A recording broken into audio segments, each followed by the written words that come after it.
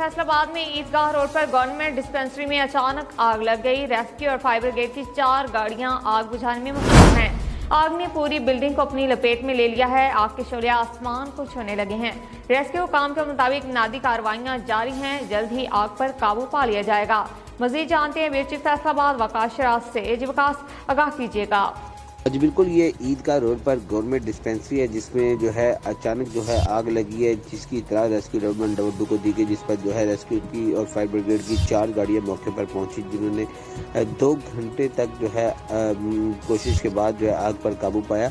आग लगने के नतीजे में डिस्पेंसरी में पड़ा लाखों रुपए मलियत का सामान, मेडिसिन, कीमती सामान जो है वो जलकर खाकसार हो गया।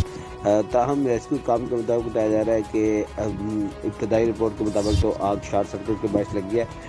बाकी जो तफसील जो है वो पुलिस ने जो है इन्वेस्टिगेशन शुरू कर दी है। पुलिस के कहने तफ्तीश की जा रही है। जल्द हक़ाइक़ तक पहुँच जाएंगे। आग क्यों लगी, किस वजह से लगी, लगाई गई है, इस हवाले से तमाम तर तहकीकात की जा रही है। जल्द ही जो है तमाम तर तहकीकात करके अगर कोई मुलव्वस हुआ उन मुलजमान को गिरफ्तार भी किया जाएगा। ताहम डिस्पेंसरी में पड़ा जो सारा सामान जो है वो मुकम्मल तौर पर। बहुत शुक्रिया वकास साहब, आप हमें तफसीलात देते हैं।